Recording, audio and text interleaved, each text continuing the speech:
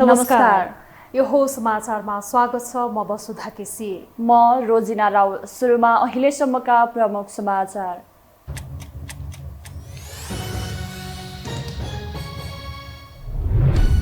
अध्यादेश ल्याएर भए पनि संघीयता कार्यान्वयन गर्न समाजवादी मोर्चाको प्रधानमन्त्रीलाई सुझाव। पक्राउ पूर्जी जारी भएका विप्लव बालुवाटारमा छिरेपछि सरकारको आलोचना। टेरामोक्स खरिद प्रकरणमा अनियमितता भएको लेखा समितिको निष्कर्ष। अख्तियारलाई छानबिन गर्न निर्देशन। नेतादेखि कर्मचारीसम्मलाई अनुसन्धान गर्न सांसदको माग। नारायणगढ बुटोल सडक खण्ड अलपत्र पारेको भन्दै रासोपा सभापतिको आक्रोश। विलम्ब गरे सही नहुने चेतावनी। 18 किलोमिटर कालोपत्रे भइसकेको ठेकेदारको दावी। इजरायल हमास युद्ध केही महिना अझै लम्बने इजरायली प्रधानमन्त्री नेतान्याहुको भनाई। पछिल्लो 24 घण्टामा गाजामा 241 प्यालेस्टाइनीको मृत्यु, 300 बढी घाइते। र एफएफ 5औं जित हात पार्दै प्रधानमन्त्री कप महिला क्रिकेटको प्लेअफमा कोशी र सुदूरपश्चिम प्रदेशको पनि प्लेअफ सम्भावना बलियो।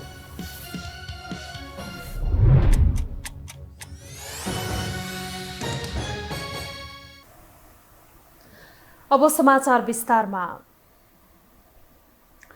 समाजवादी मोर्चाले प्रदेशलाई दिनुपर्ने अधिकार अध्यादेश ल्याएर भए पनि दिनुपर्ने सुझाव प्रधानमन्त्री पुष्पकमल दाहाललाई दिएको छ। आज प्रधानमन्त्रीको सरकारी निवास बालुवाटारमा बसेको मोर्चाको बैठकले यस्तो सुझाव दिएको हो। बैठकपछि सञ्चारकर्मीहरूसँग कुरा गर्दै जनता समाजवादी पार्टी नेपालका नेता राजेन्द्र प्रसाद श्रेष्ठले बैठकले हालसम्म भएका कामहरूको समीक्षा भएको र मोर्चाका कामको बारेमा जानकारी गराइएको बताउनुभयो। उहाँले सरकारको तर्फबाट भ्रष्टाचार विरुद्ध अभियान चलाइए इतिहासमै राम्रो काम गरेकोमा धन्यवाद दिएको र संघीयता, धर्मनिरपेक्ष लगायतका बाहिर र भित्री शक्ति लागेको बारेमा पनि छलफल भएको बताउनुभयो। झन्डै 50 वटा जिल्लामा जिल्ला संयोजन समितिहरू पनि गठन गरिसकेको र ठाउँ ठाउँमा अब यो संगठन विस्तारको, मोर्चाको विस्तारका कामहरू पनि भइरहेको र प्रदेश स्तरमा भएका सबै कार्यक्रमहरू चाहिँ अत्यधिक रूपमा जनताको सहभागितामा उत्साहवर्धक ढङ्गले सम्पन्न भएको समीक्षा गर्यो र त्यसपछि वर्तमान परिस्थितिका सन्दर्भमा पनि हामीले छलफल गर्यौँ।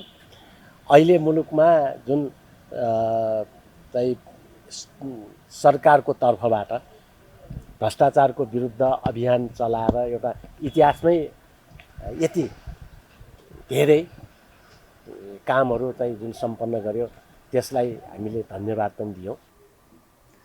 आज साँझ नै समाजवादी मोर्चा पुनः बैठक बसे निष्कर्षमा पुग्ने तयारीमा जुटेको छ।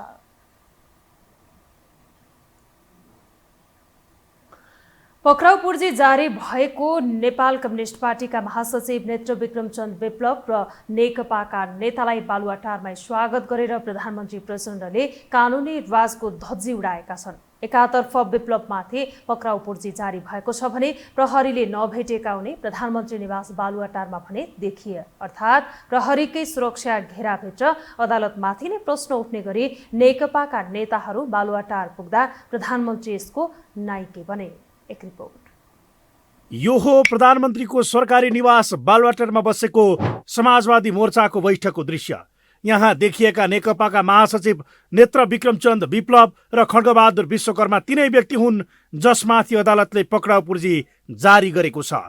हालै विप्लव लगायतका नेकपाका नेताहरू विरुद्ध पक्राउ पूर्जी जारी भएको सूचना पत्रिकामा छापिएको थियो।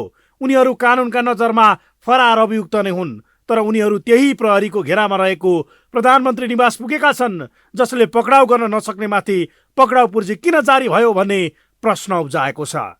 साथै प्रधानमन्त्री पुष्पकमल दाहाल प्रचण्डको दोहोरो चरित्रमाथि समेत प्रश्न उठाएको छ। यसअघिबाटै उनै नेतृत्वको समाजवादी मोर्चाले समेत यो पक्राउ पूर्जीको निन्दा गरेको थियो भने विप्लव र प्रकाण्ड पक्राउ पर्छन् त भन्ने चासो बढेको थियो। तर अदालतको धज्जी उडाउँदै अदालत माखो बराबर नभएको सन्देश दिन उनीहरू अग्रसर रहँदा प्रधानमन्त्रीले त्यसको साक्षी बनेका हुन्। अर्थात् संविधान सङ्कटमा पर्यो भन्ने चिन्ता गर्ने प्रचण्डले पक्राउ पूर्जी जारी भएका व्यक्तिलाई बालुवाटार छिराएर प्रहरीलाई निरीह बनाउँदै अर्को गल्ती गर्न पुगेका छन्। उल्टै चन्दले सरकारको दोहोरो चरित्र सही नहुने चेतावनी दिन भ्याए। सरकारसँगको सहमति र अदालतको पक्राउ पूर्जीबारे समाजवादी मोर्चामा ध्यान आकर्षण गराइएको बताएका उनले आफूहरूसँग सहमति पनि गर्ने र घेराबन्दी पनि गर्ने कुरा सह्य नहुने बताएका हुन्।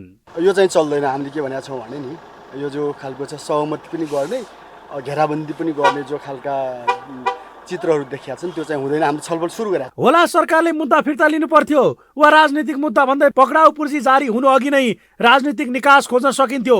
तर त्यतातर्फ ध्यान नदिएका प्रचण्डले अहिले राज्य विरुद्धको अपराध गरेका अभियुक्तलाई बालुवाटारमा स्वागत गरे, जसले प्रहरीको स्वाभिमान के भयो, के अदालतका निर्णयलाई धज्जी उडाउने काम देशको कार्यकारी प्रमुखले नै गर्न मिल्छ भन्ने प्रश्न पेचिलो बनेको छ। यसै पनि समाजमा अराजकता बढिरहेको तर्क गर्ने सरकारको कानुनको धज्जी उडाउने यस्ता कदमले दिने सङ्केत के भन्ने प्रश्न आम रूपमा उठेको छ। फरक राजनीति गर्छु भन्ने विप्लव स्वयंले पनि त्यही बाटो अपनाएर आफैमाथि प्रश्न उठाएका छन्।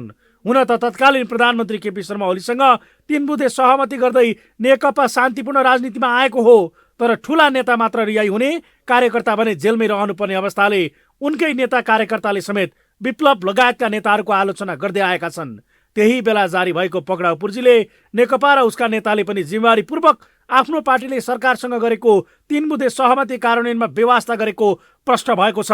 त्यस्तै राजनीतिको मूलधारमा आइसकेको दलको नेतृत्वमाथि पक्राउ पूर्जी जारी हुने अवस्थाले सरकारी निर्णय कार्यान्वयनमाथि नै पनि प्रश्न उठाएको छ। यद्यपि माओवादी नेतालाई ठूलो विषय बनाउन नमिल्ने बताउँछन्। माओवादी शान्ति प्रक्रियामा आइसके पश्चात मुद्दा चल्ने गरेका उदाहरण दिने उनी यस्ता विषयलाई राजनीतिक तवरबाटै हल गर्नुपर्ने बताउँछन्। विप्लवहरूलाई अहिले मुद्दा मामला आदिको सन्दर्भ छ, त्यो विषयमा चाहिँ आज अब कानुनी प्रक्रियामा अब हिजो पनि हाम्रो चाहिँ जनयुद्धको बेलामा पनि कतिपय मुद्दाहरू चलिरहेका थिए। त्यो शान्ति प्रक्रियाका कतिपय कामहरू बाँकी थातिरहँदाखेरि अरू विभिन्न मुद्दाहरू चलेको जस्तो त्यो भएको छ। त्यो हुँदाखेरि पनि उहाँहरू एउटा प्रक्रियाबाट यो राजनीतिको मूल स्ट्रिममा आएको हुनाले ती विषयहरूमा पनि राज्यले समाधान खोज्दै कानुनी जटिलताहरूलाई पनि समाधान गर्दै एउटा ल्यान्डिङतर्फ र विस्तृत शान्ति सम्झौता पनि हल गर्नेतर्फ, अनि त्यस पछाडि यो व्यवस्थाभन्दा बाहिर बसेका दलहरूलाई पनि सहमतिमा यो व्यवस्थालाई मान्ने ठाउँमा ल्याउने कुरामा सरकारले काम गर्नुपर्छ, काम गर्ला। कानुनका जानकारहरूका अनुसार युद्ध आन्दोलन वा ठूलो सङ्घर्षबाट संविधान खारेज वा निर्वाचनका माध्यमबाट प्राप्त 2/3 बहुमतका आधारमा संसदबाट संशोधन गरेर मात्रै विद्यमान कानुनलाई निष्क्रिय र निष्प्रभावी बनाउन सकिन्छ। नत्र कानुन सक्रिय रहिरहन्छ भने त्यसको सम्मान गर्ने जिम्मा स्वयं सरकार, विद्रोही पक्ष र सबै नागरिकको हो। तर यस्ता विषयमा सचेत नहुने, कानुनकै धज्जी उडाउने बाटोमा सरकार हिँड्दा सानालाई ऐन ठुलालाई चैन भन्ने भनाइलाई चरितार्थ गरेको छ। अब बाँकी समाचार। प्रधानमन्त्री पुष्पकमल दाहाल प्रचण्डले सत्ताको बागडोर सम्हालेको वर्ष दिन बितेको छ। मंगलबार आफ्नो 1 वर्षे कार्यकालको समीक्षासँगै र उपलब्धिको फेरिस्ता सुनाएका प्रधानमन्त्री प्रचण्डले अब पनि जनचाहना अनुसार काम गर्न नसके आफू पनि पदमा बसिरहन जरुरी नभएको बताएका छन्। आम जनताको आशा र गठबन्धन दलको भरथेक हुँदा पनि लथालिङ्ग जस्तै बनेको प्रचण्ड नेतृत्वको सरकारको योजना पूरा होला? सामाजिक, आर्थिक र मुख्यतः राजनीतिक चुनौतीलाई सेर्दै प्रचण्ड सफल हुन्छन् वा सकिन्छन्, यसमा चासो सुरु भएको छ। एक रिपोर्ट। गत वर्ष पुस 10 मा प्रधानमन्त्री नियुक्त भएका प्रधानमन्त्री पुष्पकमल दाहाल प्रचण्डले अर्थतन्त्र सुधार र सुशासनलाई आफ्नो पहिलो प्राथमिकता बनाएका थिए। साथै सरकारी सेवा प्रवाहलाई चुस्त बनाउने उनको अर्को प्रमुख एजेन्डा थियो। थोरै बोल्ने, धेरै काम गर्ने, देश र जनताका लागि केही गरी छाड्ने प्रधानमन्त्री प्रचण्डको प्रतिबद्धता थियो। तर विडम्बना, तेस्रो पटक प्रधानमन्त्री भएका प्रचण्डको 1 वर्ष सत्ता गठबन्धन रिझाउन र सत्ता टिकाउने अनेक अतिक्रमबाजीमै बित्यो। तेस्रो कार्यकाल स्वर्णिम बनाउने संकल्प गरेका प्रचण्डको 1 वर्ष सत्ता सकसमै सकियो। आफ्नो काममा आफै असन्तुष्ट प्रधानमन्त्री प्रचण्डले सबै कुरा सच्याएर अघि बढ्ने वचन दिएका छन्।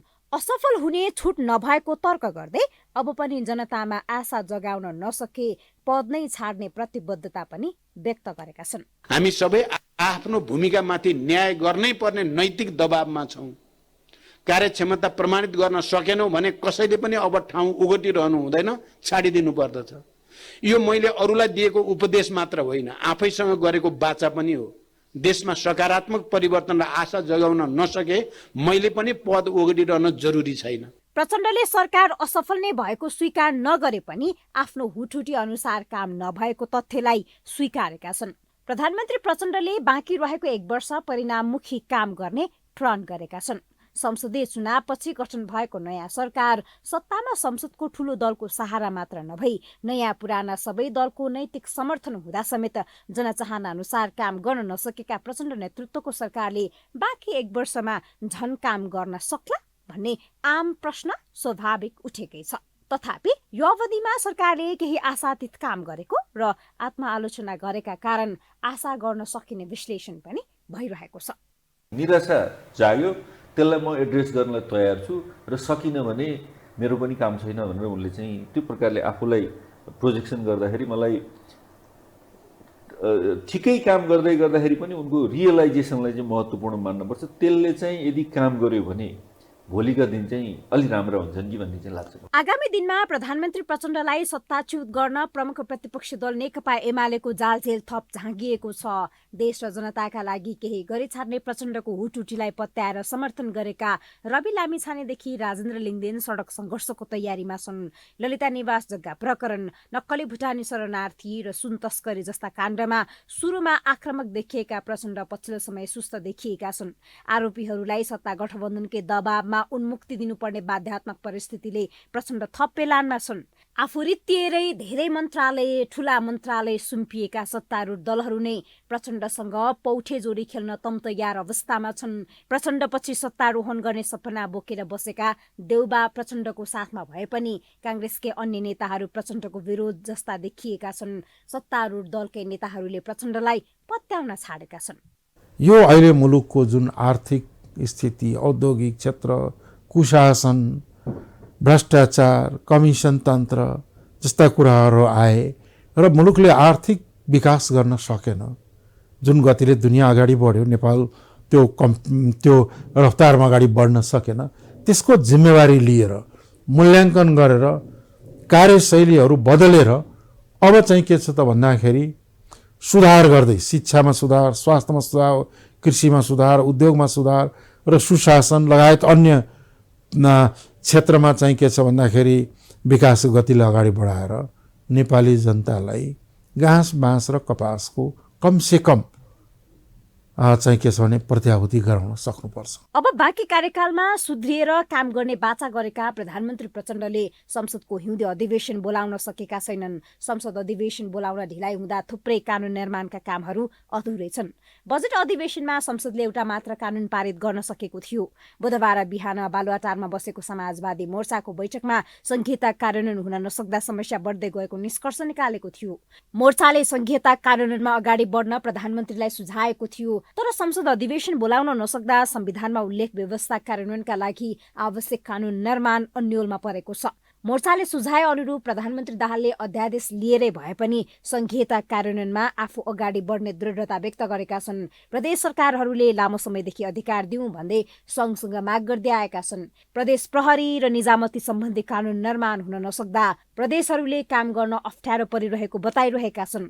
तर यसका लागि आवश्यक कानून निर्माणका लागि सदन बोलाउनु पर्नेमा प्रधानमन्त्री अझै अलमलमा देखिन्छ। सदनबाट अब पनि कानून बनाउन नसक्ने अवस्थामा उनी देखिएका छन्। त्यसैले त अध्यादेश ल्याएर भए पनि संहिता कार्यान्वयन गर्ने प्रधानमन्त्रीको तयारी छ। तर संसद छलेर अध्यादेश मार्फत कानून बनाउने अवस्थामा पुग्नुले प्रधानमन्त्री संसदको सामना गर्न डराइरहेको विश्लेषण हुन थालेको छ। सत्ता यात्राको सुरुवाती चरणमा रहेको आर्थिक, सामाजिक, राजनैतिक सबै सूचकहरू नकारात्मक अवस्थामा छ। सत्ता साझेदार दलको पेलानमा रहेका प्रचण्डलाई राष्ट्रिय सभा निर्वाचनदेखि मन्त्रीमण्डल हेरफेर तत्कालको चुनौती हो। राष्ट्रिय सभामा दलगत भागबण्डा र राष्ट्रिय सभाको अध्यक्ष कसले पाउने विवाद उत्कर्षमा पुगे गठबन्धन भत्किने त होइन भन्ने आकलन भइरहेको छ। मन्त्रीमण्डल हेरफेर प्रचण्डका लागि फलामको चिउरा चपाए सरह हुने निश्चित छ। यी चुनौतीहरूलाई उनले कसरी चिर्छन् त्यो भने हेर्न बाँकी छ। यो हो टेलिभिजनका लागि निम्लिकी शेर्पा, काठमाडौँ।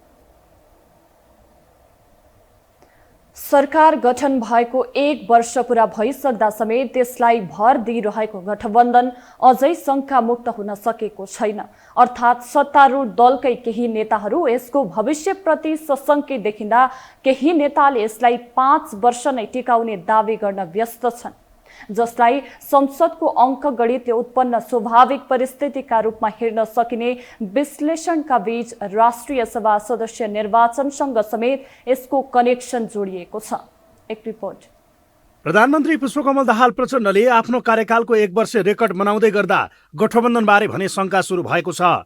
बढ्दो अराजकता, साम्प्रदायिक तथा धार्मिक कलह र एकपछि अर्को काण्डका कारण यो सरकारको वास्तविकता प्रष्ट भएको एमालेको आरोपका बीच सत्तारूढ दलहरूकै नेता गठबन्धनको भविष्यमाथि सशङ्कित देखिन थालेका हुन्।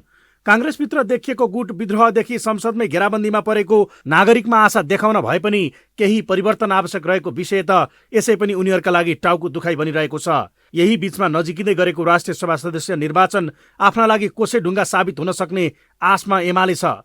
यही गठबन्धन कायम रहे 20वटै सिटमा जित हात पार्न सकिने अवस्थाले सत्ता सहयात्री दलहरू बढी भाग दाबी गर्ने रस्साकसीमा छन्। फलत उचित भाग नपाए नयाँ विकल्प रोज्न सकिने जनता समाजवादी पार्टीका अध्यक्ष उपेन्द्र यादवले सङ्केत गरिसकेका छन्। यही कारण राष्ट्रिय सभा सदस्य निर्वाचनका लागि गठबन्धनको विकल्प खुल्ला नै राख्ने रणनीति एमाले लिएको छ। यसका लागि जसपा र राप्रपासँग छलफल गर्ने बाटोमा एमाले छ, जहाँ यो सङ्ख्याले जित्नै पक्का हुने नभए पनि जसपाको प्रवेश आफ्ना लागि गठबन्धन फुटाउने प्रस्थान बिन्दु हुन सक्ने आशमा एमाले देखिन्छ। यसै बाटोमा जसपा अध्यक्ष यादव देखिएका छन्। यही कारण उनी सरकारमाथि प्रश्न मात्र उठाइरहेका छैनन्, सरकारले सही बाटो नसमाते पर्खिएर बसिरहने अवस्थामा नभएको भन्दै घुमाउरो दबाब बढाइरहेका छन्। यो गठबन्धनकै सरकारले जनतालाई डेलिभरी दियोस् भन्ने पक्षमा छौँ। मोर्चालाई, समाजवादी मोर्चालाई अलिक बलियो बनाएर सङ्घीय लोकतान्त्रिक गणतन्त्रलाई रक्षा गर्दै जनताको अधिकारका प्राप्तितर्फ अगाडि लागौँ, बाँकी अधिकारहरू पुरा गर्न लागौँ भन्नेमा छौँ। तर यी असम्भव भए, एकछिनकोलाई मान्नुहोस्, यी असम्भव भए भने त्यसपछि सम्भावनाका खोजी त गर्छन् जसले पनि। यता यसले समाजवादी मोर्चामा समेत प्रहार हुने डरमा सत्तामा समेत रहेको दल एकीकृत समाजवादीका अध्यक्ष माधव कुमार नेपाल देखिन्छन्। त्यस्तै पक्राउ पुँजी जारी भएर बिच्किएका नेकपा महासचिव नेत्रविक्रम चन्द भागिहाल्ने ठाउँ नभए पनि उत्पन्न हुने राजनीतिक परिस्थिति फरक किसिमले विकसित हुने डर नेपालमा छ। तर परिवर्तन उल्ट्याउन विदेशीहरूले षड्यन्त्र गरिरहेको बताउने प्रधानमन्त्री प्रचण्ड भने बाहिर गठबन्धन 5 वर्ष टिक्ने नै दाबी गरिरहेका छन्। माओवादी केन्द्रको जनतासँग अन्तर्क्रिया कार्यक्रमलाई सम्बोधन गर्न गोर्खाको बारपाक सुलीकोट पुगेका प्रधानमन्त्री प्रचण्डले गठबन्धन नफेरिने बताएका हुन्। 1 वर्ष कार्यकालमा गठबन्धन सरकारको केही रेकर्ड कायम हुने काम भएको बताउँदै प्रधानमन्त्रीले बाँकी 4 वर्षमा धेरै राम्रा काम गर्ने दाबी गरेका छन्। परिवर्तन विरोधीहरूले सरकार, गठबन्धन र प्राप्त उपलब्धि विरुद्ध षड्यन्त्र गरिरहेको बताउँदै उनले त्यसकै कारण अँध्यारो मात्रै देखाउने काम गर्न खोजिएको चर्चा गरेका हुन्। यद्यपि त्यस्ता षड्यन्त्र र परिवर्तन विरोधी अवरोध छिचोल्न सरकार सफल भएको उनको भनाइ छ। गर्वको साथ भन्न सक्छु, जति त्यति षड्यन्त्र भएका छन्, हाम्रो गठबन्धन अझ बलियो हुँदै गएको छ, अझ सुदृढ हुँदै गएको छ र यो गठबन्धन 5 वर्ष जान्छ। 1 वर्ष नबित्यो, 1 वर्ष बित्दा बित्दै पनि यति काम त भएका छन् भने हेर्नु होला। अर्को 4 वर्ष यो गठबन्धन हुँदा हाम्रा अपेक्षाहरू पूरा गर्ने दिशामा हामीले ठुल्ठुला सफलता हासिल गर्न सक्दछौँ। हुन त 2 ठुला पार्टीलाई मात खुवाउँदै तेस्रो शक्तिले देश हाँकिरहँदा अस्थिरताको प्रश्न उठ्नु अस्वाभाविक होइन। संसदीय अङ्कगणित नै आशंकाको आधार बन्दा यसलाई देखाएर बार्गेनिङ गर्ने अस्त्र समेत सत्तारूढ दलहरूले नै प्रयोग गरिरहेका छन्। फलत अहिले देखिएको चर्चा यसैको उपस्थ होइन भन्ने आशंका गर्ने ठाउँ रहे पनि गठबन्धन परिवर्तन गरिरहने यादवको चरित्रले बेवास्ता नै गरेर अघि जान सक्ने अवस्था समेत देखिँदैन। त्यस्तै देशमा स्थिर सरकारको दाबी गर्ने र मौका पर्नासाथ गठबन्धन फुटाउन लाग्ने प्रतिपक्षको कथित स्वाभाविक धर्म समेतले गठबन्धनको भविष्यमाथिको आशंकालाई बलियो बनाइरहेको छ। हामीसँग समाचार बाँकी नै छन्, अहिलेलाई विश्राम।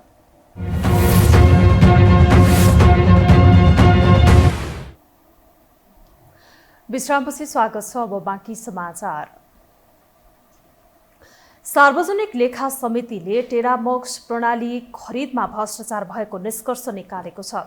टेरामक्स प्रविधि खरिद प्रक्रियामा कानुनकै उल्लङ्घन भएको ठहरसहित यसको अनुसन्धान प्रक्रियालाई शीघ्र निष्कर्षमा पुर्याउन अख्तियार दुरुपयोग अनुसन्धान आयोगलाई निर्देशन दिएको छ। एक रिपोर्ट। नेपाल सरकारले 3 अर्ब 8 करोड 10 लाख रुपैयाँ खर्चेर telecommunication traffic monitoring and fraud control system अर्थात् टेलिफोन कल नियमन अनि शङ्कास्पद कलको व्यवस्थापन प्रणाली टेरामक्स खरिद गर्यो। भोइस, एसएमएस र डेटाको ट्राफिक मोनिटरिङ, फ्रड डिटेक्सन र सेवा गुणस्तर जाँच गर्न भन्दै 2 करोड 37 लाख अमेरिकी डलर तिरेर लेबननको भनाराइस सल्युसन कम्पनी मार्फत सर्भर, मोबाइल र टेस्ट किट लगायतका आवश्यक सामग्री नेपाल आइसकेको महिनौ भयो। जडान प्रक्रिया नै अघि बढ्दै गर्दा टेलिकम कम्पनीहरूले गर्ने बदमासी रोक्ने भन्दै खरिद गरिएको टेरामक्स खरिदमै अनियमितता भएको पाइएको छ।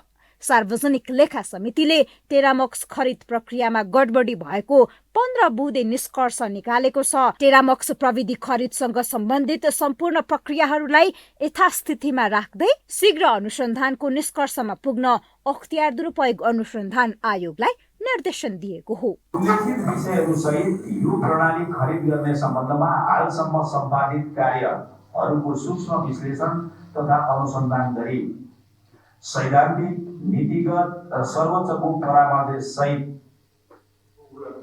उल्लङ्घन भएको यो समिति ठहर गर्दछ र शीघ्र निष्कर्षमा पुग्न अनुसन्धान गरी शीघ्र निष्कर्षमा पुग्न र 30 दिन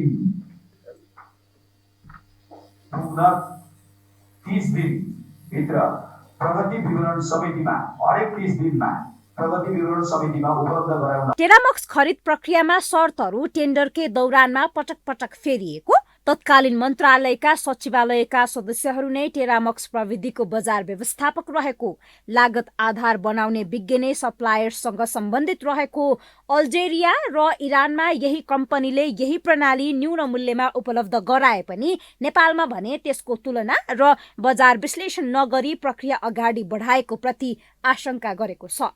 स्थानीय मुद्रा डलरमा सटही गर्दा समयको परिवर्तन र बजार भावमा फरक परि करिब 50 करोड रुपैयाँ नोक्सानी हुने देखिएको समितिको ठहर छ। विमानस्थल भन्सार कार्यालयले आएका सामानहरूको प्रश्न उठाई राजस्व अनुसन्धान र सम्पत्ति शुद्धिकरणलाई पत्रचार गरेको देखिएको र आयातित सामान भन्सारमा सम्बन्धित कम्पनीको भए पनि भन्सार छुटाउने काममा प्राधिकरणको सक्रियता रहेको भन्दै यसप्रति प्रश्न उब्जिएको छ। अख्तियारको पत्रपछि ठेक्का व्यवस्थापनमा मिलेमतो भनी दूरसञ्चार प्राधिकरणले रद्द गरेको भए पनि पछि सर्वोच्चको फैसलापछि कुनै विश्लेषण नगरी ठेक्का बन्दोबस्त गरेको देखिएको पनि समितिको ठहर छ। विदेशी भुक्तानी दिनुपर्दा राष्ट्र बैंकको स्वीकृति अनिवार्य लिनुपर्ने व्यवस्था भए पनि नोबेल बैंकले गरेको भुक्तानीमा राष्ट्र बैंकको स्वीकृति नदेखिएकाले यसको सबै प्रक्रिया रोक्न समितिले निर्देशन दिएको छ।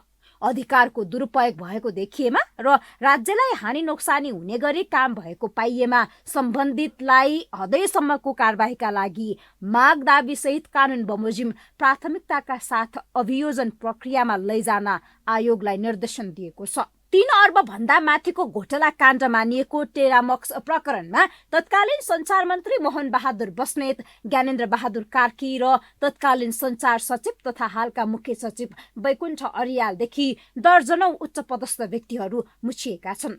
उच्च पदस्थ व्यक्तिहरूलाई उन्मुक्ति दिन शीर्ष तहबाटै चलखेल भए पनि प्रतिपक्ष कित्ताले नेतृत्व गरिरहेको समितिमा यो विषयलाई गम्भीरताका साथ अघि बढाइएको छ। साथै समितिका सदस्यहरू स्वतन्त्र सांसद साना दल हुँदै सत्तारूढ दलकै सांसदहरूको ताकेताले समिति समेत दबावमा छ।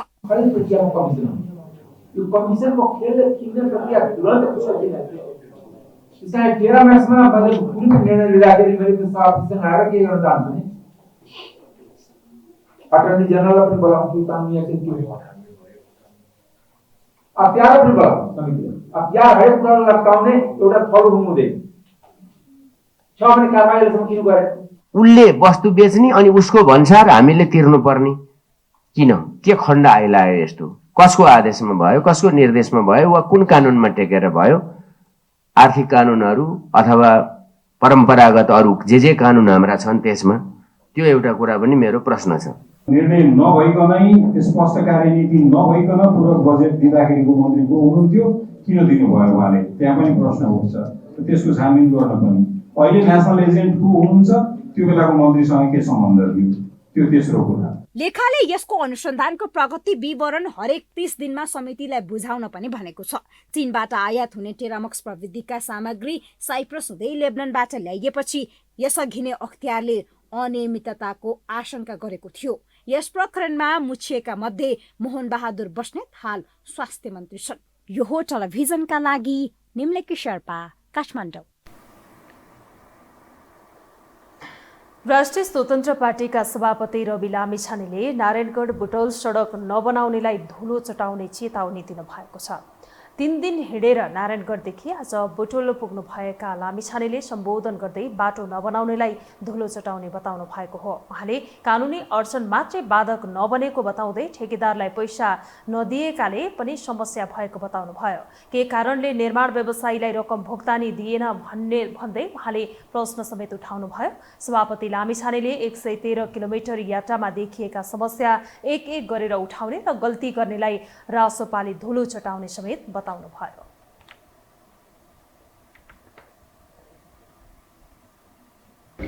आज 3 दिनको यात्रामा हाम्रो शरीर के भएको छ, यो खुट्टामा कतिवटा फोकाहरू उठेर फुटे, यहाँ खुट्टा कसरी सुन्निएको छ, शरीर कति दुखेको छ, त्यो हामीलाई व्यक्तिगत रूपमा महसुस भयो। कति दिनमा? मात्र 3 दिनमा। वर्षौंसम्म यहाँका जनताले योभन्दा धेरै दुःख र कष्ट भोगेका छन्। यो उनीहरूमाथि गरिएको चरम अपराध हो। राज्यले, सम्बन्धित निकायहरूले सबै मिलेर आम नागरिकलाई, यो बाटोमा हिँड्ने यात्रुहरूलाई, यहाँका बासिन्दाहरूलाई, वरपर पसल र व्यवसाय गर्न बसेका आम सर्वसाधारण गरी खाने नागरिकलाई दुःख दिएको एक किसिमको यो ताडना हो। यो एउटा अपराध हो, एउटा युगलाई गरिएको अपराध हो, एउटा सिङ्गो युग, एउटा पुस्तामाथि यो अपराध भइरहेको छ। यसैबीच राष्ट्रिय गौरवको आयोजनाका रूपमा हेरिरहेको पूर्व पश्चिम राजमार्ग अन्तर्गत नारायणगढ बुटौल सडकको पूर्वी खण्डमा कालोपत्रेको कामलाई तीव्रता दिएको छ। आयोजनाको पूर्वी खण्डमा पर्ने गैंडाकोटबाट दाउन्नेसम्मको 65 किलोमिटर सडक मध्ये 18.5 किलोमिटर सडक खण्डमा कालोपत्रे गरिएको छ। China state construction engineering corporation लिमिटेडका कन्ट्र्याक्ट म्यानेजर ठेक्का व्यवस्थापक राकेश झाका अनुसार अहिले एकतर्फी कालोपत्रेसँगै सब बेस, ठूला पुल निर्माण, सडकको दायाँ बायाँ र खोला किनारमा पर्खाल निर्माण लगायतको काम भइरहेको छ। नेकपा एकीकृत समाजवादीका अध्यक्ष एवं पूर्व प्रधानमन्त्री माधव कुमार नेपालले देश विदेशी प्रतिक्रियावादी शक्तिहरूले मुलुकमा षड्यन्त्रका तानाबाना बुनिरहेको बताउनु भएको छ। आजबाट सुरु भएको पार्टी केन्द्रीय कमिटी बैठकलाई सम्बोधन गर्दै अध्यक्ष नेपालले प्रतिगामी शक्तिहरूले संविधानमाथि आक्रमण गर्ने काम फेरि सुरु गरेकाले राजनीतिक दलहरूले फेरि गम्भीर भएर अघि बढ्नुपर्ने आवश्यकता पनि औल्याउनु भयो। उहाँले मुलुकलाई फेरि सङ्कटबाट जोगाएर अघि बढाउनका लागि समाजवादी मोर्चामा आबद्ध सबै दलहरू एकताबद्ध भएर अघि बढ्न सहमत रहेको समेत दावी गर्नुभयो। आक्रमण भइरहेको सन्दर्भमा हामी फेरि गम्भीर बन्नुपर्ने स्थितिमा पुगेका छौँ। अहिले प्रतिगामी शक्तिहरूले टाउको उठाइरहेका छन्। विभिन्न देश विदेशका शक्तिहरू नेपालभित्र षड्यन्त्रका तानाबानाहरू बुनिरहेका छन्। आज बिहान मात्रै समाजवादी मोर्चाको बैठक बसेको थियो र त्यो बैठक, त्यसको संयोजक भएको नाताले हामीले बोलाएका थियौँ। त्यहाँ गम्भीर छलफल चलिरहेको छ। छलफल सुरु भएको छ, समाप्त भएको छैन। छलफल सुरु के भयो भने अहिले नेपालको राजनीति कुन अवस्थाबाट गुज्रिँदैछ। अहिले हाम्रो देशको स्वाधीनता, स्वतन्त्रता माथि कुनै आघात पुग्ने काम भइरहेको छ कि छैन। यस्तै नेकपा एकीकृत समाजवादीका सम्मानित नेता एवं पूर्व प्रधानमन्त्री झलनाथ खनालले पार्टीमा उमेर हदको सान्दर्भिकता नै नभएको समेत बताउनु भयो। क्रिकेटर सन्दीप लामिछानेमाथि लागेको बलात्कार मुद्दामाथि जिल्ला अदालत काठमाडौँमा सुरु भएको सुनवाईले निरन्तरता पाएको छ। लामिछानेको मुद्दामाथि आजको सुनवाई नसकिएपछि जिल्ला अदालतले मुद्दालाई हेर्दैमा राखेको छ। गत आइतबारदेखि सन्दीप विरुद्धको मुद्दामा न्यायाधीश शिशिरराज ढकालको इजलासमा निरन्तर सुनवाई भइरहेको छ। आज सरकारी वकिल र पीडितका कानुन व्यवसायीहरूले बहस गरेका थिए। सन्दीपका कानुन व्यवसायीको बहस र पीडित पक्षको जवाफी बहसपछि इजलासले निर्णय सुनाउनेछ।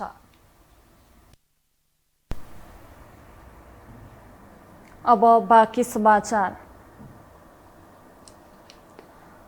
1,15,00,000 रुपैयाँ घुस लिएको आरोपमा पर्वतको कुस्मा नगरपालिकाका प्रमुख प्रशासकीय अधिकृत उदय बहादुर पराजुली पक्राउ परेका छन्। सहकारी रजिस्ट्रारको कार्यालय गण्डकीको प्रमुख हुँदा 1,15,00,000 रुपैयाँ घुस लिएको आरोप लागेपछि पराजुली विरुद्ध पक्राउ पूर्जी जारी भएको थियो। जिल्ला प्रहरी कार्यालय कास्कीको पत्राचारका आधारमा उनलाई आज कार्यकक्षबाटै पक्राउ गरिएको हो। मित्र मिलन बचत तथा ऋण सहकारीमा बचत गरेको रकम अपचलन गरेको आरोपमा पक्राउ परेका अध्यक्ष रमण पौडेल र व्यवस्थापक किरण अधिकारीले सहकारीको कार्यक्षेत्र विस्तार गर्दा रजिस्ट्रार पराजुलीलाई 1,15,00,000 रुपैयाँ घुस दिएको बताएका थिए। उनीहरू दुवैजना 26 करोड रुपैयाँ अपचलन गरेको आरोपमा पक्राउ परेका हुन्।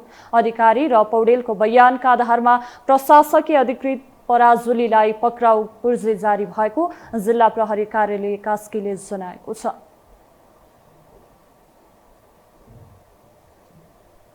महिला बालबालिका तथा ज्येष्ठ नागरिक मन्त्री सुरेन्द्र राज आचार्यले ज्येष्ठ नागरिकको संरक्षणमा राज्यका सबै निकाय संवेदनशील बन्न आवश्यक रहेको बताउनु भएको छ। जनसङ्ख्यायिक बनावटमा भएको परिवर्तन, बसाइसराई, वैदेशिक रोजगारी जस्ता कारणहरूले ज्येष्ठ नागरिकको संरक्षणमा नयाँ चुनौतीहरू थपिएको उल्लेख गर्दै मन्त्री आचार्यले यस्ता चुनौतीको समाज सुहाउँदो रणनीति तय गरेर सामना गर्नुपर्ने बताउनु भएको हो। राष्ट्रिय ज्येष्ठ नागरिक दिवसको अवसर पारेर बुधबार काठमाडौँमा आयोजित एक कार्यक्रममा बोल्दै उहाँले ज्येष्ठ नागरिकको अधिकार सुनिश्चित गर्नका लागि सरकारले सञ्चालन गरेर सेवा सुविधा सम्बन्धी कार्यक्रमहरू प्रभावकारी रहेको दावी समेत गर्नुभयो। मन्त्री आचार्यले ज्येष्ठ नागरिकका लागि दिएको सामाजिक सुरक्षासँग सम्बन्धित कामलाई विस्तार तथा गुणस्तरीय बनाउन आफू लागि पर्ने प्रतिबद्धता व्यक्त गर्नुभयो। रोजगारी जस्ता कारणहरूले ज्येष्ठ नागरिकहरूको संरक्षणमा नयाँ चुनौतीहरू थपिएका छन्। यस्ता चुनौतीहरूको सामना गर्न दिगो र समाज सुहाउँदो रणनीति कार्यान्वयन गर्न राज्यका सबै निकायहरू संवेदनशील बन्न आवश्यक छ। ज्येष्ठ नागरिकहरूका अधिकारहरूको सुनिश्चितताका लागि नेपाल सरकारले सञ्चालन गरेका विभिन्न कार्यक्रमहरू जस्तै सामाजिक सुरक्षा भत्ता, ज्येष्ठ नागरिक स्वास्थ्य बिमा, ज्येष्ठ नागरिक आश्रम, दिवा सेवा केन्द्र तथा उहाँहरूलाई सेवा सुविधामा प्राथमिकता, छुट एवं सहुलियत प्रदान गर्ने कार्यक्रमहरू प्रभावकारी रहेको पाइएको छ। मन्त्री आचार्यले ज्येष्ठ नागरिकहरूको हितका लागि प्रबुद्ध वर्ग तथा सरकारवाला निकायको सुझावलाई सरकारले अंगीकार गरेर अघि बढ्ने बताउनुभयो। वन तथा वातावरण मन्त्री डाक्टर वीरेन्द्र प्रसाद महतोले जलवायु क्षेत्रमा आएका विदेशी सहयोगहरू नेपालले खर्च गर्न नसकेको बताउनु भएको छ। आज एक गोष्ठीमा बोल्दै उहाँले विदेशी दाताले दिएको 46 करोड रुपैयाँ 3 वर्ष भइसक्दा समेत नेपालले खर्च गर्न नसकेको बताउनुभयो। उहाँले जीसीए फाउन्डेसनले 3 वर्ष अघि जलवायु न्यूनीकरणका लागि 46 करोड रुपैयाँ दिएको भए पनि अहिलेसम्म सरकारले न्यूनीकरणको क्षेत्रमा खर्च गर्न नसकेको र अहिले तलब, गाडी र भत्तामा खर्च गरी 35 करोडमा झरिसकेको बताउनुभयो। उहाँले जलवायु परिवर्तनबाट भएका असर न्यूनीकरणका लागि विदेशीको मात्रै मुख ताक्ने नभई आफूले पनि पहल कदमी थाल्नुपर्ने आवश्यकता ल्याउनु भयो। क्लाइमेट उसमा चाहिँ उ गर्नु भनेर क्लाइमेट चेन्जमा लगाउनु भनेर 3 वर्ष भइसक्यो।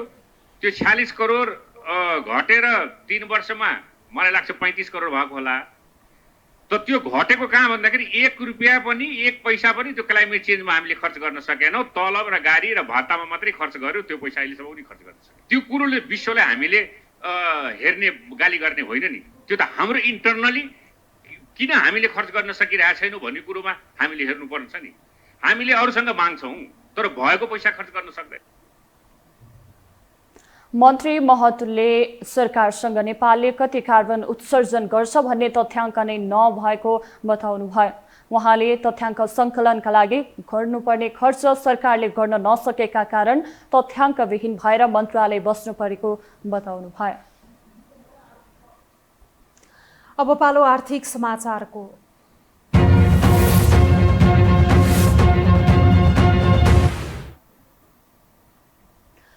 शेयर बजार परिसूचक नेप्से आज दोहोरो अङ्कले घटेको छ। आज नेप्से 17.23 अङ्कले घटेर 2070.84 बिन्दुमा झरेको छ। आज म्युचुअल फन्ड र निर्जीवन बीमा समूह बाहेक अरू सबै समूहको शेयर ओह्रालो लागेको छ। सबैभन्दा धेरै ओपिडब्ल्यू लघुवित्त हिमालयन हाइड्रो पावर कम्पनीको शेयर 10% ले घटेर नकारात्मक सर्किट लागेको छ। समग्रमा बजार घटे पनि आज 7वटा कम्पनीको शेयर 10% ले बढेको छ।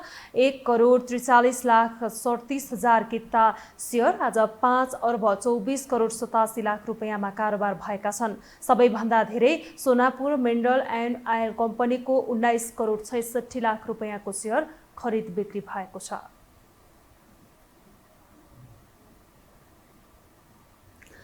हामीसँग अन्तर्राष्ट्रिय र खेल समाचार बाँकी नै छन्। अहिलेलाई पुनः विश्राम।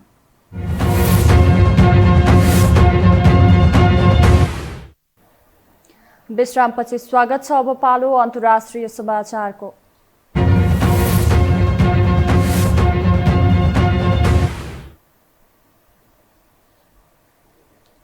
इजरायलको सैन्य कारबाहीमा पछिल्लो 24 घण्टामा 241 को मृत्यु भएको छ। हमासद्वारा सञ्चालित स्वास्थ्य मन्त्रालयले इजरायलको सैन्य कारबाही जारी रहेको क्षेत्रको पछिल्लो विवरणबारे जानकारी दिएको हो। मन्त्रालयका अनुसार आक्रमणमा परि पछिल्लो 24 घण्टामा 382 जना घाइते भएका छन्। मन्त्रालयका अनुसार 11 हप्ताभन्दा बढीको लडाईँमा कम्तीमा 20,915 प्यालेस्टाइनी मारिएका छन्, जसमा अधिकांश बालबालिका र महिला छन्। यस्तै इजरायली प्रधानमन्त्री बेन्जामिन नेतान्याहुले युद्धग्रस्त क्षेत्र गाजाको भ्रमण गरेका छन्। भ्रमणकै क्रममा उनले हमासलाई समाप्त पार्ने र बन्दकहरूलाई जुनसुकै हालतमा पनि फिर्ता ल्याउने दावी गरेका छन्। सैन्य अभियान्ता बिना हमासको कब्जामा रहेको बन्दकहरूको रिहाई सम्भव नभएको भन्दै उनले युद्ध लडेरै बन्दक रिहा गर्ने बताएका छन्। हमास विरुद्धको युद्ध लम्बिने बताउँदै प्रधानमन्त्री नेतान्याहुले युद्ध कुनै पनि हालतमा नरोकिने दावी समेत गरेका छन्। यता इजिप्टले भने दुई पक्षीय बीच युद्ध विरामको प्रस्ताव पुनः अघि सारेको छ। हमासको कब्जामा रहेका बन्दकहरूको रिहाईका लागि युद्धविराम जरुरी रहेको भन्दै इजिप्टले युद्धविरामको प्रस्ताव अघि सारेको हो। यद्यपि दुवै पक्षले युद्धविरामको प्रस्तावलाई अस्वीकार गर्दै आएका छन्। हमासले इजरायल आक्रमण सुरु गरेपछि गत अक्टोबर 7 मा युद्ध सुरु भएको हो।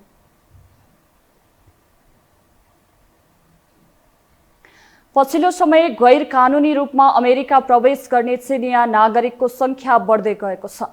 विकास उन्मुख देशका नागरिक मात्र होइनन्, विकसित मुलुकका नागरिकको सपना पनि अमेरिका बनेको छ। गैर कानुनी रूपमा अमेरिका प्रवेश गर्नेको संख्या बढेसँगै चीन जस्तो शक्तिशाली राष्ट्रलाई समेत दबाव महसुस भएको छ। एक रिपोर्ट। अमेरिकाको नाम सुन्ने बित्तिकै प्रायको कान ठाडो हुने गर्दछ। अमेरिका पुग्नकै लागि मानिसहरू ज्यानको बाजी लगाउन समेत तयार हुन्छन्। नेपाल जस्तो विकासोन्मुख देशका नागरिक मात्र होइनन्, शक्तिशाली चीनका नागरिकको सपनाको देश पनि अमेरिका बन्न पुगेको देखिन्छ। विश्व व्यापारीकरणले मानिसहरूलाई एक ठाउँबाट अर्को ठाउँमा पुग्न सजिलो बनाइदिएको छ। एक देशबाट अर्को देशमा जानेको संख्या पनि बढ्दो छ। अमेरिका प्रवेश गर्ने मेक्सिकोको सिमानातर्फ आप्रवासीहरूमा नसोचेको देश अर्थात् चीनका नागरिकको संख्यामा भारी वृद्धि देखिएको छ। लामो दूरी र यात्राको कठिनाई को बावजुद गत वर्ष 24,000 बढी चिनिया नागरिक मेक्सिकोबाट अमेरिका प्रवेश गर्ने प्रयास गर्दा अमेरिकी अध्यागमनको हिरासतमा परेका थिए। अमेरिकी सरकारी तथ्याङ्क अनुसार यो संख्या अघिल्लो 10 वर्षको कुल संख्या भन्दा बढी हो। मेक्सिकोबाट अमेरिका प्रवेश गर्ने चिनियाहरू सामान्यतया पहिले जहाज मार्फत इक्वेडर ओर्लन्छन्, जहाँ चिनियाहरूलाई भिसा आवश्यक पर्दैन। त्यसपछि उनीहरू द्वन्द्वग्रस्त मध्य तथा दक्षिण अमेरिकी देश र विपन्न अफ्रिकी र एसियाली देशका हजारौं आप्रवासी जस्तै कोलम्बिया र पानामा बीचको खतरनाक जंगल हुँदै अमेरिका पुर्याउने तस्करको साथ लाग्ने गरेको पाइन्छ। लामो यात्रापछि मेक्सिकोको सीमा पार गरेर अमेरिका प्रवेश गरेपछि उनीहरू अध्यागमन अधिकारी कहाँ आत्मसमर्पण गर्छन् र शरणका लागि आवेदन दिन्छन्। अमेरिकाको अध्यागमन अदालतमा शरणको माग पेश गर्ने नै अमेरिका पुगेका चिनिया परिचितहरूलाई उस्तै यात्राका लागि प्रेरित गर्छन्, जसले अमेरिकामा बस्ने अनुमति पाउँदैन। तिनलाई चीनले सामान्यतया फिर्ता लिँदैन। चीन सहित विश्वका करिब 1 दर्जन देश अमेरिकी अध्यागमनले फिर्ता गर्नेका नागरिकलाई स्वीकार्दैनन्। अमेरिकाले डिपोर्टका लागि अन्तिम आदेश दिएका 30 लाख आप्रवासी मध्ये करिब 1 लाख चिनिया रहेका छन्। गत वर्ष डाइरिन ग्यापबाट 2,48,000ले यात्रा गरेकोमा यो वर्ष अहिलेसम्म 4,81,000 मानिसले जंगल पार गरिसकेको पानामाका अधिकारीहरूले बताएका छन्। अवैध चिनियाहरूको ठूलो संख्याले धेरैलाई आश्चर्यचकित बनाएको छ। पानामाको जंगल हुँदै अमेरिकातर्फ लाग्ने समुदायमा चिनियाहरू अहिले चौथो ठूलो समूह बनेको पछिल्लो तथ्याङ्कले बताउँछ। अमेरिकी सरकारको तथ्याङ्क अनुसार यस आर्थिक वर्षमा 24,000 भन्दा बढी चिनिया अमेरिका मेक्सिको सिमानामा पक्राउ परेका छन्, जबकि पछिल्लो 10 वर्षमा कुल 15,000 भन्दा कम चिनिया प्रवासी मात्र अवैध रूपमा अमेरिकाको दक्षिणी सीमा पार गर्ने क्रममा पक्राउ परेका थिए। चिनिया प्रवासीको हकमा डिपोर्ट गर्न आदेश पाएकाहरूलाई पनि देश फर्काउन सकिएको छैन। चीन सरकारले फिर्ता नलिने अवस्थामा अमेरिकाको बसाई लम्बने र यसले अमेरिका आउन चाहनेलाई थप प्रोत्साहित गरेको विश्लेषकको ठम्याइ छ। तथापि कामकाजी उमेरका चिनिया नागरिकको अमेरिका तथा अन्यत्र पलायनले चीनलाई दीर्घकालीन चुनौती दिने विश्लेषण भइरहेको छ। यो हो टेलिभिजनका लागि पासाङ शेर्पाको रिपोर्ट। अब पालो खेलकुद समाचारको।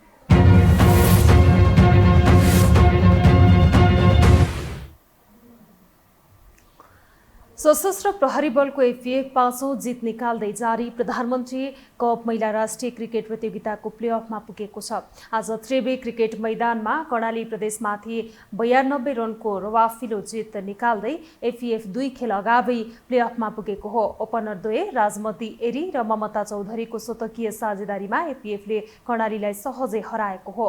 समान 5 खेलमा एफएएफ अपराजित रहेको छ भने कर्णाली जितविहीन टोली हो। राजमती र ममताले पहिलो विकेटका लागि 117 रनको साझेदारी गरेका थिए। सोही प्रेरणामा एफएएफले निर्धारित 20 ओभरमा मात्र 2 विकेट गुमाउँदै कर्णाली सामु 161 रनको चुनौतीपूर्ण लक्ष्य प्रस्तुत गर्यो। जवाफी ब्याटिङ गरेको कर्णालीले निर्धारित ओभर नै खेले पनि 8 विकेटको क्षतिमा 68 रन मात्र जोड्दै एफएएफलाई नतिजा सुम्पियो। आज नै कोशी र सुदूरपश्चिम प्रदेशले आफ्नो खेलमा सफलता निकाल्दै प्लेअफ सम्भावना बलियो बनाएको छ।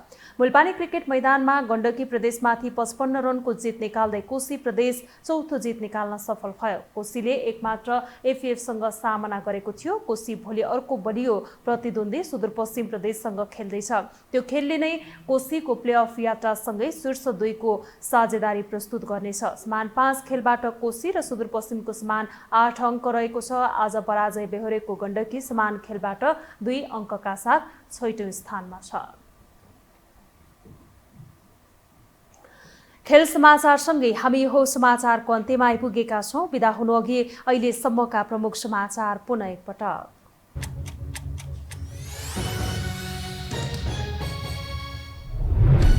अध्यादेश ल्याएर भए पनि संहिता कार्यान्वयन गर्न समाजवादी मोर्चाको प्रधानमन्त्रीलाई सुझाव। पक्राउ पूर्जी जारी भएका विप्लव बालुवाटार छिरेपछि सरकारको आलोचना।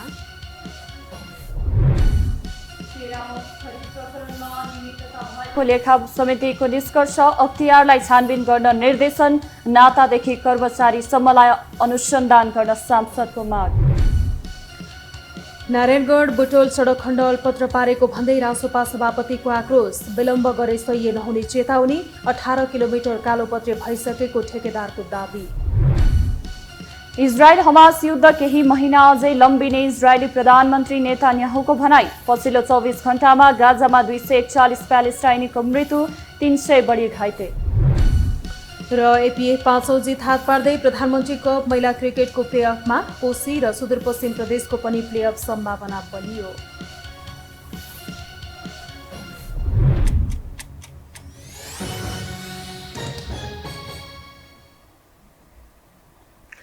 हौस् त यो समाचार सकियो। समाचार बुलेटिनका साथै यो टेलिभिजनका सम्पूर्ण कार्यक्रम यो टेलिभिजन.com, यो खबर.com, युट्युब र फेसबुकमा पनि पढ्न र हेर्न सक्नुहुनेछ।